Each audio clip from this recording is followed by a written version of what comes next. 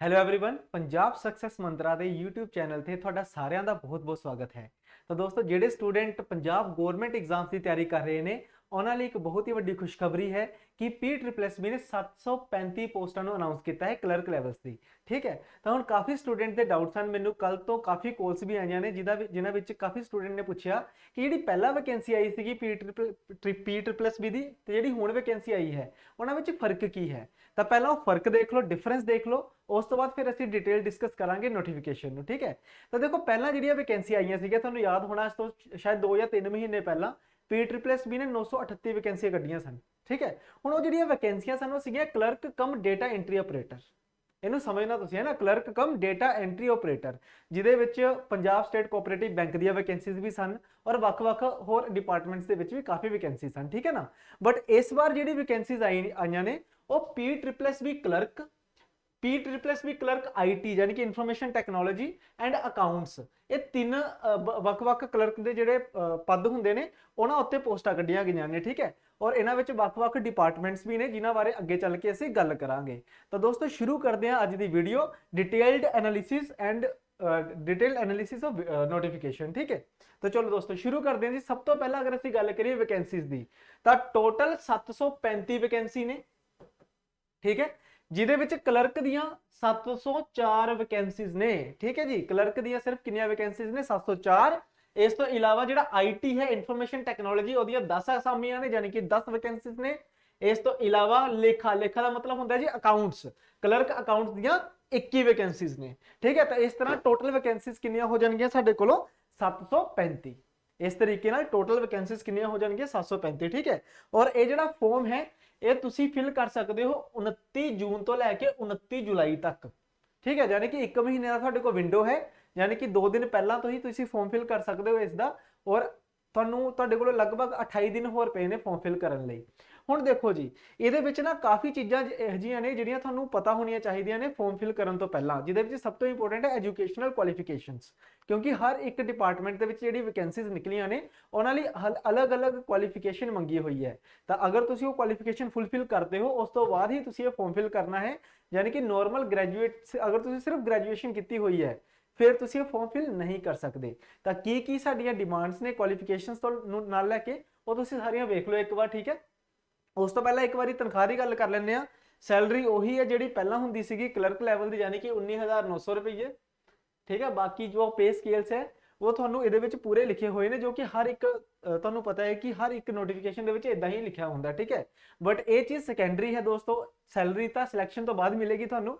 But notification ਦੀ ਜੇਕਰ ਮੈਂ ਗੱਲ ਕਰਾਂ ਉਹਦੇ ਵਾਸਤੇ ਜਿਹੜੀ ਐਜੂਕੇਸ਼ਨਲ ਕੁਆਲੀਫਿਕੇਸ਼ਨ ਹੈ, ਜਿਹੜੀ ਵਿਦਿਅਕ ਯੋਗਤਾ ਹੈ, ਉਹ ਧਿਆਨ ਨਾਲ ਸਮਝਣੀ ਹੈ ਤੁਸੀਂ ਸਾਰਿਆਂ ਨੇ। ਠੀਕ ਹੈ, ਪਹਿਲਾਂ ਅਸੀਂ ਗੱਲ ਕਰਾਂਗੇ ਸਿਰਫ ਕਲਰਕ ਦੀ ਕਿ ਕਲਰਕ ਲਈ ਤੁਹਾਡੀ ਕੁਆਲੀਫਿਕੇਸ਼ਨ ਕੀ ਹੋਣੀ ਚਾਹੀਦੀ ਹੈ। ਤਾਂ ਦੇਖੋ ਕੀ ਲਿਖਿਆ ਹੋਇਆ ਉਹਨਾਂ ਨੇ, should have bachelor degree from a recognised university ਔਰ ਇੰਸਟੀਟਿਊਸ਼ਨ। ਇਹਦੇ ਵਿੱਚ ਸਿਰਫ ਤੁਹਾਡੀ ਕੀ ਹੋਣੀ ਚਾਹੀਦੀ ਹੈ? ਇੱਕ ਗ੍ਰੈਜੂਏਸ਼ਨ ਹੋਣੀ ਚਾਹੀਦੀ ਹੈ, ਨੋਰਮਲ ਗ੍ਰੈਜੂਏਸ਼ਨ। ਠੀਕ ਹੈ, ਯਾਨੀ ਕਿ BA BSc BCom ਕੁਝ ਵੀ ਕੀਤਾ ਹੈ ਤਾਂ ਚੱਲੇਗਾ ਇਹਦੇ ਵਿੱਚ। ਠੀਕ ਹੈ, ਔਰ ਉਹਦੇ ਨਾਲ ਐਂਡ ਲਿਖਿਆ ਹੋਇਆ ਹੈ। ਐਂਡ ਦਾ ਮਤਲਬ ਕਿ ਗ੍ਰੈਜੂਏਸ਼ਨ ਦੇ ਨਾਲ ਨਾਲ ਤੁਹਾਡੇ ਕੋਲ 120 ਘੰਟੇ ਦਾ ਕੋਰਸ ਵੀ ਹੋਣਾ ਚਾਹੀਦਾ, ISO ਸਰਟੀਫਾਈਡ। ISO ਸਰਟੀਫਾਈਡ 120 ਘੰਟਿਆਂ ਦਾ ਤੁਹਾਡਾ ਕੋਰਸ ਹੋਣਾ ਚਾਹੀਦਾ। ਠੀਕ ਹੈ, ਜਾਂ ਫਿਰ और मतलब अगर ए वाली क्वालिफिकेशन नहीं है तो फिर दूसरी क्वालिफिकेशन की है कि possess a computer information technology course equivalent to O level certificate of department of electronics. ठीक है, ਇਹਦੇ ਵਿੱਚ ਤੁਸੀਂ ਇਹ ਕਹਿ ਸਕਦੇ ਹੋ ਕਿ ਅਗਰ ਤੁਸੀਂ BCA ਕੀਤੀ ਹੋਈ ਹੈ, ਠੀਕ ਹੈ, ਜਾਂ O ਲੈਵਲ ਦਾ ਕੋਈ ਵੀ ਕੋਰਸ ਕੀਤਾ ਹੋਇਆ। ਠੀਕ ਹੈ, ਜਿਹਦੇ ਵਿੱਚ ਆਪਾਂ BCA ਮੰਨ ਲੈਂਦੇ ਹਾਂ। ਅਗਰ ਡਿਗਰੀਜ਼ ਦੀ ਗੱਲ ਕਰੀਏ BSc IT ਹੈ ਸਾਡੇ ਕੋਲੋਂ, ਇਸ ਤੋਂ ਇਲਾਵਾ BSc ਕੰਪਿਊਟਰ ਸਾਇੰਸ ਹੈ।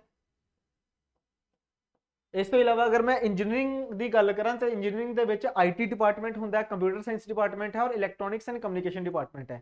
ਅਗਰ ਇਹਨਾਂ ਵਿੱਚੋਂ ਤੁਸੀਂ ਅਗਰ ਗ੍ਰੈਜੂਏਸ਼ਨ ਕੀਤੀ ਹੋਈ ਹੈ ਤਾਂ ਫਿਰ ਤੁਹਾਨੂੰ 120 ਘੰਟਿਆਂ ਦਾ ਜਿਹੜਾ ਇਹ ਕੋਰਸ ਹੈ ਇਹ ਕਰਨ ਦੀ ਲੋੜ ਨਹੀਂ ਹੈ, ਤੁਸੀਂ ਆਲਰੇਡੀ ਐਲੀਜੀਬਲ ਹੋ। ਠੀਕ ਹੈ, ਔਰ ਉਸ ਤੋਂ ਬਾਅਦ ਤੀਸਰੀ ਚੀਜ਼ ਹੋਰ ਕਿ ਟਾਈਪਿੰਗ ਦਾ ਵੀ ਟੈਸਟ ਹੋਏਗਾ ਇਹਦੇ ਵਿੱਚ। ਜਿਹੜਾ ਕਲਰਕ ਦੀ ਵੈਕੈਂਸੀਜ਼ ਨੇ ਇਹਨਾਂ ਵਿੱਚ ਸਾਡਾ ਟਾਈਪਿੰਗ ਦਾ ਟੈਸਟ ਹੋਏਗਾ। ਟਾਈਪਿੰਗ ਹੈਗੀ ਹੈ ਸਾਡੇ ਕੋਲ ਪੰਜਾਬੀ ਐਂਡ ਇੰਗਲਿਸ਼। ਐਂਡ ਦਾ ਮਤਲਬ ਕੀ ਹੈ ਕਿ ਪੰਜਾਬੀ ਤੇ ਇੰਗਲਿਸ਼ ਦੋਨਾਂ ਦੇ ਵਿੱਚ ਟਾਈਪਿੰਗ ਹੋਵੇਗੀ। ਔਰ ਸਪੀਡ ਕਿੰਨੀ ਮੰਗੀ ਹੋਈ ਹੈ? 30 ਵਰਡਸ ਪਰ ਮਿੰਟ। 30 ਵਰਡਸ ਪਰ ਮਿੰਟ ਇੰਗਲਿਸ਼ ਦੇ ਵਿੱਚ ਵੀ ਔਰ ਪੰਜਾਬੀ ਦੇ ਵਿੱਚ ਵੀ। ਇਹ ਧਿਆਨ ਰੱਖਣਾ ਸਾਰਿਆਂ ਨੇ, ਇੰਗਲਿਸ਼ ਔਰ ਪੰਜਾਬੀ ਦੋਨਾਂ ਵਿੱਚ 30 ਵਰਡਸ ਪਰ ਮਿੰਟ ਹੈਗਾ ਲਿਖਿਆ ਹੋਇਆ ਜੀ ਇੱਥੇ। ਠੀਕ ਹੈ, ਤਾਂ ਅਗਰ ਤੁਸੀਂ ਕਲਰਕ ਦੀ ਵੈਕੈਂਸੀ ਲਈ ਅਗਰ ਕੁਆਲੀਫਿਕੇਸ਼ਨ ਤੁਹਾਡੇ ਕੋਲ ਹੈ ਤਾਂ ਤੁਸੀਂ ਇਹ ਫਾਰਮ ਫਿਲ ਕਰ ਸਕਦੇ ਹੋ।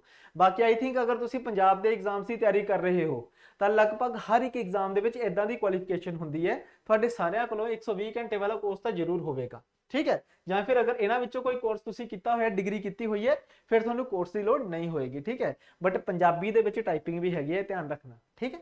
ਚਲੋ ਨੈਕਸਟ ਵੇਖੋ ਜੀ, अगर असीं गल करिए क्लर्क आईटी की जिहड़ी दूसरी वैकेंसी है, ये विच दो क्वालिफिकेशंस ने, ठीक है। दोनों डिस्कस करांगे। पहला पहली क्वालिफिकेशन देख लो, पहली दे विच की लिखा है, should process the degree in bachelor of engineering. मतलब पहला की उन्हें किया कि अगर तुसी आईटी दे वास्ते फिल करना है तो तुहाडे कोल इंजीनियरिंग ही होनी चाहिए है, और इंजीनियरिंग दे विच भी 3 डिपार्टमेंट्स ने, computer science, IT and electronics and communication, ठीक है। मैं इत्थे लिख लगा इलैक्ट्रॉनिक्स एंड कम्युनिकेशन लिखा हुआ है, कंप्यूटर साइंस लिखा हुआ है, या फिर इंफॉर्मेशन टेक्नोलॉजी। देखो तीनों चीज़ां लिखियां हुई हैं, तीनों विचों कोई एक होना चाहिए। या फिर अगर तुसी बीटेक नहीं की हुई तो फिर तुहाडे कोल मास्टर डिग्री होनी चाहिए है जी, किदी इन कंप्यूटर एप्लीकेशन, यानी कि MCA, या फिर की होना चाहिए MCA।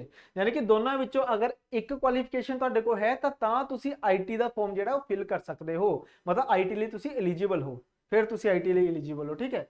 नैक्सट की है साडे कोल, ਇਹਦੇ ਵਿੱਚ ਵੀ ਅਗਰ ਦੇਖਿਆ ਜਾਵੇ ਤਾਂ 30 ਵਰਡਸ ਪਰ ਮਿੰਟ ਨਾਲ ਪੰਜਾਬੀ ਤੇ ਇੰਗਲਿਸ਼ ਦੀ ਟਾਈਪਿੰਗ ਹੋਣੀ ਚਾਹੀਦੀ ਹੈ। ਮਤਲਬ ਆਈਟੀ ਲਈ ਉਹ ਵਾਲਾ ਪਰਸਨ ਐਲੀਜੀਬਲ ਹੈ ਜਿਹਨੇ ਜਾਂ ਤਾਂ ਬੀਟੈਕ ਕੀਤੀ ਹੋਵੇ, ਇਹ ਤਿੰਨ ਡਿਪਾਰਟਮੈਂਟਸ ਦੇ ਵਿੱਚ ਹੈ ਨਾ, IT, computer science and electronics and communication, ਜਾਂ ਫਿਰ ਉਹਨੇ MCA ਕੀਤੀ ਹੋਵੇ, ਯਾਨੀ ਕਿ ਮਿਨੀਮਮ 4 ਇਅਰਸ ਦਾ ਕੰਪਿਊਟਰ ਕੋਰਸ। ਮਿਨੀਮਮ 4 ਇਅਰਸ ਦਾ ਮਤਲਬ ਇਹ ਹੁੰਦਾ ਕਿ 4 ਸਾਲ ਦੀ ਜਾਂ ਤਾਂ ਡਿਗਰੀ ਜਾਂ ਫਿਰ 5 ਸਾਲ ਟੋਟਲ ਲਗਾ ਕੇ MCA, BCA plus MCA 5 year, ਠੀਕ ਹੈ। ਉਸ ਤੋਂ ਬਾਅਦ ਇਹਦੇ ਵਿੱਚ ਹੋਰ ਕੁਝ ਵੀ ਨਹੀਂ ਹੈ। एक तो यह होगी क्वालिफिकेशन। आईटी ਲਈ एक होर क्वालिफिकेशन भी है कि अगर तुसी मान लो आबकारी विभाग दे विच क्लर्क आईटी की वैकेंसी फिल करनी है, आबकारी एक अलग तो डिपार्टमेंट है, ठीक है, उस पर्टिकुलर डिपार्टमेंट दे विच तुसी अगर फुलफिल करते हो तो उहदे लई तुहानूं की चाहिए जी, ग्रेजुएशन इन कंप्यूटर एप्लीकेशन, मतलब BCA भी चलेगी, BCA भी चलेगी, इंफॉर्मेशन टेक्नोलॉजी मतलब BSc IT भी चलेगी, ठीक है। या फिर कंप्यूटर इंजीनियरिंग की हुई है तो चलो है ही है, ठीक है ना, तो ਉਹਦੇ ਲਈ BCA भी ਸਾਡੀ ਹੋਏਗੀ, ਕਲੀਅਰ। ਉਸ ਤੋਂ ਬਾਅਦ ਪੰਜਾਬੀ ਤੇ ਇੰਗਲਿਸ਼ ਦੀ ਟਾਈਪਿੰਗ ਬੇਟਾ ਇੱਥੇ ਵੀ ਹੈ, ਯਾਨੀ ਕਿ ਟਾਈਪਿੰਗ ਲਗਭਗ ਹਰ ਜਗ੍ਹਾ ਹੀ ਹੈ, ਸਿਰਫ ਇੱਕ ਜਗ੍ਹਾ ਤੇ ਛੱਡ ਕੇ ਅੱਗੇ ਜਾ ਕੇ ਅਸੀਂ ਡਿਸਕਸ ਕਰਾਂਗੇ, ਠੀਕ ਹੈ। ਤਾਂ ਇਹ ਸਾਰਾ ਕੁਝ ਇੱਥੇ ਲਿਖਿਆ ਹੋਇਆ ਹੈ, ਕਲੀਅਰ। ਤਾਂ ਆਈ ਥਿੰਕ ਤੁਹਾਨੂੰ ਕਲਰਕ ਦਾ ਤੇ ਆਈਟੀ ਦਾ ਪਤਾ ਲੱਗ ਗਿਆ ਹੋਵੇਗਾ। ਕਲਰਕ ਦੇ ਵਿੱਚ ਕੀ ਹੈ ਕਿ ਨੋਰਮਲ ਕੁਆਲੀਫਿਕੇਸ਼ਨ ਜਿਹੜੀ ਸਾਡੀ ਨੋਰਮਲ ਹੁੰਦੀ ਹੈ ਕਿ ਗ੍ਰੈਜੂਏਸ਼ਨ ਦੇ ਨਾਲ 120 ਘੰਟੇ ਦਾ ਕੋਰਸ ਹੋਣਾ ਚਾਹੀਦਾ, ਜਾਂ ਫਿਰ ਤੁਹਾਡੇ ਕੋਲ BCA, BSc IT ਜਾਂ ਕੰਪਿਊਟਰ ਸਾਇੰਸ ਦੀ ਅਗਰ ਡਿਗਰੀ ਹੈ ਤਾਂ ਫਿਰ 120 ਘੰਟੇ ਦੇ ਕੋਰਸ ਦੀ ਲੋੜ ਨਹੀਂ ਹੈ। प्लस 120 घंटे का तुहाडा की होना चाहिए है जी, सॉरी 120 घंटे का कोर्स तो चलो है ही है, इस तो इलावा 30 वर्ड्स पर मिनट इंग्लिश और पंजाबी की टाइपिंग दोनों की, ठीक है। और अगर आईटी की गल करिए तो आईटी दे विच की है कि तुहाडे कोल डिग्री होनी चाहिए है इंजीनियरिंग की, 3 departments they which, electronics and communication, computer science and IT, या फिर तुसी MCA की होवे तुसी तां तुसी भर सकते हो, ठीक है ना। और अगर आबकारी डिपार्टमेंट की गल करा तो उस पर्टिकुलर केस दे विच BCA भी चलेगी तुहाडी, ठीक है, BCA, BSc IT और BSc कंप्यूटर साइंस भी चलेगी, ठीक है, ये चीज़ है। और टाइपिंग जी इत्थे भी हैगी है, क्लियर। तो IT वाला भी क्लियर हो गया। हुण नैक्सट आएगा अकाउंट्स। हुण अकाउंट्स दे विच देखो जी की मंगिया होया है, बिल्कुल स्पैसीफिकली उन्हें कहा है कि at least 2nd class bachelor degree in commerce, यानी कि BCom चाहिए है, उन्होंने की चाहिए इत्थे BCom चाहिए है, ठीक है। उस तो बाद नॉलेज ऑफ कंप्यूटर चाहिए है दूसरे नंबर पर। ਇਹਦੇ ਵਿੱਚ ਕੀ ਹੈ ਬੇਟਾ ਕਿ must have undergone a computer course of 6 month duration from the reputed institute. 6 ਮਹੀਨੇ ਦਾ ਕੰਪਿਊਟਰ ਦਾ ਕੋਰਸ ਚਾਹੀਦਾ ਹੋਏਗਾ ਇਹਦੇ ਵਿੱਚ, ਠੀਕ ਹੈ ਨਾ, 6 ਮਹੀਨੇ ਦਾ ਕੰਪਿਊਟਰ ਦਾ ਕੋਰਸ ਔਰ BCom। ਅਗਰ ਤੁਸੀਂ ਮੰਨ ਲਓ ਅਕਾਊਂਟਸ ਦੇ ਕਲਰਕ ਅਕਾਊਂਟਸ ਦਾ ਫਾਰਮ ਫਿਲ ਕਰਨਾ ਹੈ ਤਾਂ, ਕਲੀਅਰ। ਔਰ ਇਸ ਤੋਂ ਇਲਾਵਾ ਇੱਕ ਜਿਹੜੀ ਚੀਜ਼ ਜਿਹੜੀ ਨਵੀਂ ਇੰਟਰੋਡਿਊਸ ਹੋਈ ਹੈ ਇਹਦੇ ਵਿੱਚ, that is 2 years the working experience, ठीक है जी। और ये जो वर्किंग एक्सपीरियंस है प्राइवेट नहीं चलूगा, कि work in a government department और public sector undertaking in large industrial house.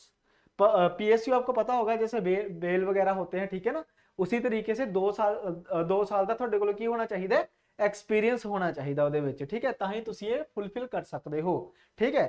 ਇਸ ਤੋਂ ਇਲਾਵਾ ਅਗਰ ਤੁਸੀਂ ਆਬਕਾਰੀ ਵਿਭਾਗ ਦੇ ਵਿੱਚ ਕਰਨੀ ਹੈਗੀ ਹੈ, ठीक है, ਅਪਲਾਈ ਕਰਨਾ ਹੈ ਤਾਂ ਉਹਦੇ ਲਈ ਤੁਹਾਡੇ ਕੋਲ ਡਿਗਰੀ ਹੋਣੀ ਚਾਹੀਦੀ ਹੈ ਕਾਮਰਸ ਦੀ, ਉਹ ਤਾਂ ਬਿਲਕੁਲ ਸੇਮ ਹੀ ਹੈ, ਬਿਲਕੁਲ ਠੀਕ ਹੈ।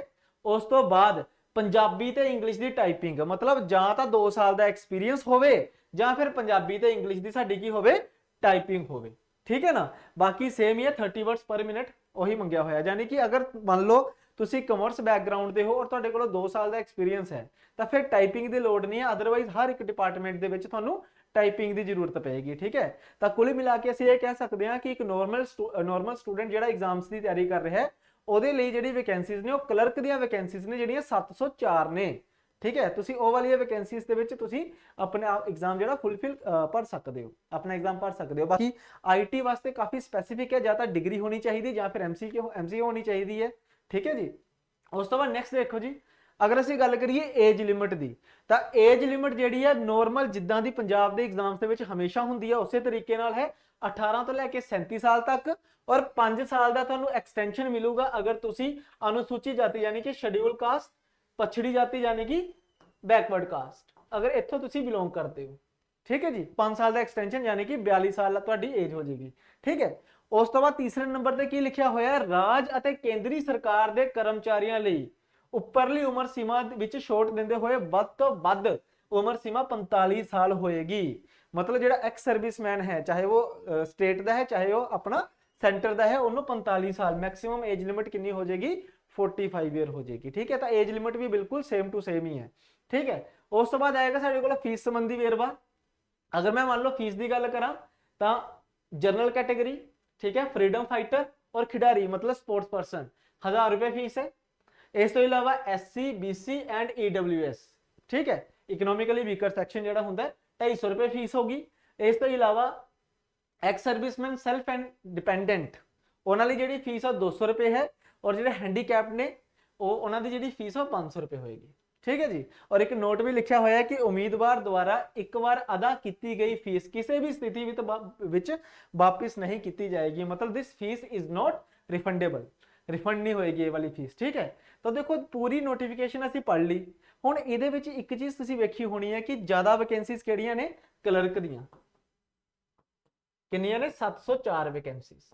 मान लो अगर मैं बाकी IT ते अकाउंट्स की वैकेंसीज नूं अगर स्किप भी कर देवां तो क्लर्क की वैकेंसीज कितनियां ने 704, और जिहदे लई हर एक जिहड़ा पर्सन है, हर एक जिहड़ा कैंडीडेट है वो एलिजिबल है। ठीक है, अगर तुसीं पंजाब दे एग्जाम्स ऑलरेडी फिल किए हुए हैं तो तुसीं इस एग्जाम लई भी एलिजिबल हो, तो मन दे विच कोई भी डाउट नहीं रखना तुसीं। ठीक है ना, तो ये 704 वैकेंसियां लई हर एक जिहड़ा कैंडीडेट है वो एलिजिबल होएगा।